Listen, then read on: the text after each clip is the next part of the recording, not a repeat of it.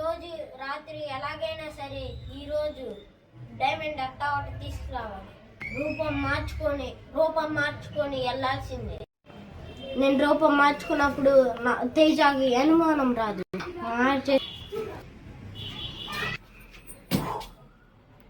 మార్చేసా. ఇప్పుడు ఆ డైమండ్ నా సొంతం. నేనుందని వరకు నా డైమండ్ ఎవరికి సొంతం అవ్వదు. ఇది రావాలంటే ఇటు గీత దాటి రావాల్సిందే. ఈరోజు 12 గంటలు మహావర్షం పడుతుంది.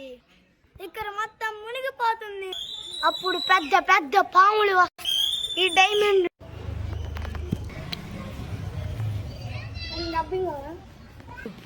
అసలు ఈ డైమండ్ కి రక్షకుడు ఎవరు?